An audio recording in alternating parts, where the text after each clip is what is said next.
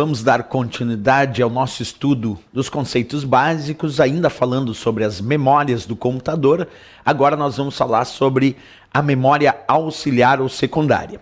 Bem, quando falamos do termo memória auxiliar ou secundária, estamos falando da memória relacionada aos dispositivos de armazenamento de dados, como unidade de disco rígido, é memória auxiliar ou secundária.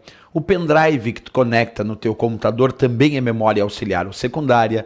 Pode ser o SSD, pode ser também um SSHD. São vários dispositivos que nós temos de memória auxiliar ou secundária. Mas por que esse nome? Porque ela auxilia o armazenamento de dados do cotidiano do usuário.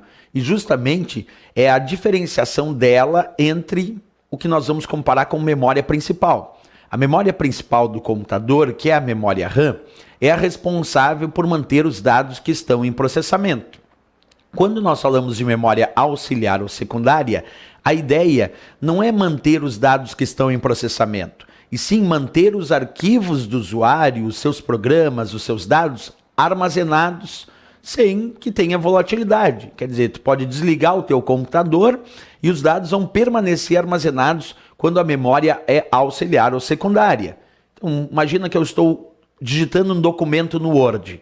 Enquanto eu estou digitando esse documento no Word e eu ainda não salvei em uma memória auxiliar ou numa memória secundária, esse documento só está na memória principal, na memória RAM. E se acabar a energia elétrica, eu corro o risco de perder os dados, porque a memória RAM, memória principal, é volátil.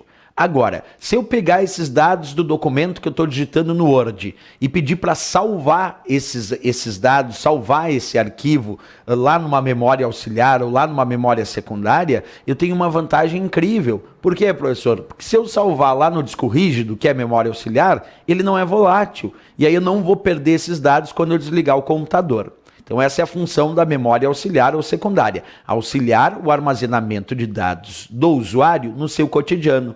Exemplos de memória auxiliar, repetindo, o disco rígido, SSD, até mesmo um pendrive funciona como memória auxiliar ou secundária para